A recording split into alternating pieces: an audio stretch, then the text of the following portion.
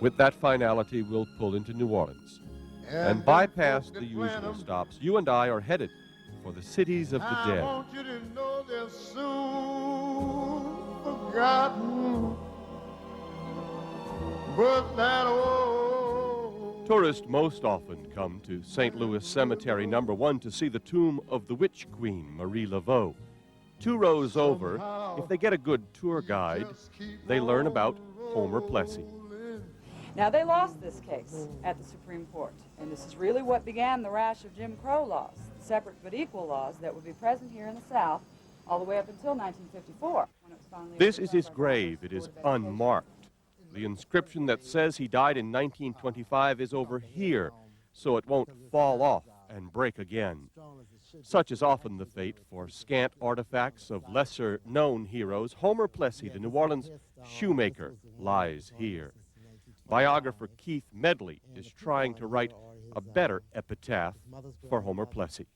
From a personal perspective, I grew up during separate but equal the first few years of my life, and I grew up in the same neighborhoods that they operated from. So when I started digging into this case and I realized all of this stuff happened right where my grandparents lived and where they grew up, that gave it even another dimension for me. We are climbing.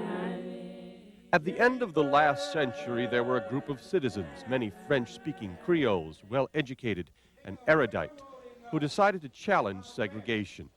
In July of 1890, the Louisiana legislature passed the Separate Rail Car Act. It demanded railroad companies separate passengers into cars for different races.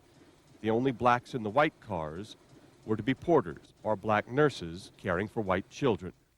Homer was active in the benevolent associations that they had in Treme. These associations were set up and they gave medical benefits and burial benefits for their members. So there were many reasons for him to be the test case.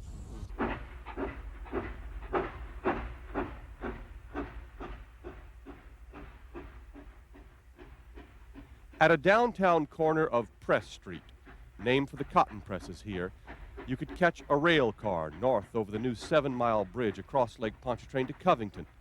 Homer Plessy stepped off the East Louisiana Railroad Company platform right here, where only dusty track beds remain. He stepped onto a train and into history. As the train started inching forward, the conductor came to him and asked him, "Are you a colored man?" And to which Plessy responded, "Yes." The conductor told him that you would have to go into the car set aside for your race. Plessy refused, said he was an American citizen, and he intended to ride to Covington. The conductor then stopped the train, called Private Detective C.C. Kane, who came aboard and told Plessy once again that he would have to leave. When he refused, he was dragged off the train 6 blocks away to the 5th Precinct Station on Elysian Fields in Delphine. The headline, "A Snuff-Colored Son of Ham," that's a biblical reference for Negro, is taken to jail rather than mind his place. After the arrest, he came before Judge Ferguson in October of 1892. And then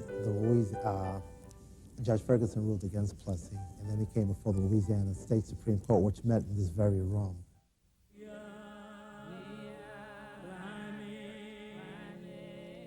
We think it a common strategy now to put a law on trial by sending a test case through the courts. But this was one of the first, and it was controversial among blacks. Leaders like Booker T. Washington argued for appeasement. Still, to the U.S. Supreme Court, they forged on. When he died on March 1st, 1925, I don't think he had any idea that he would ever be redeemed. That same year, the Klan held their biggest rally ever in Washington, D.C. And I think in many ways, people may have blamed him for separate but equal because it was he who brought the case. But in 1954, he was redeemed by Brown versus Board of Education.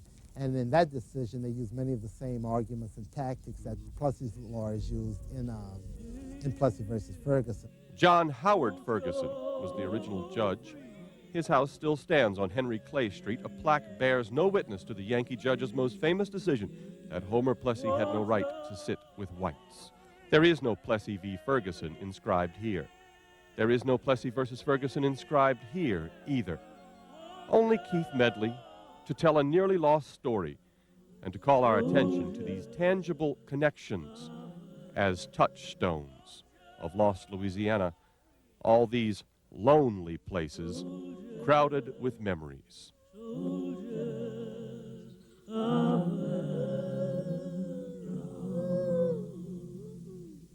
Through our Louisiana conscience, the Mississippi will keep on rolling. The moral at the end of our river journey is just what you and I knew it would be when we began our search for lost Louisiana.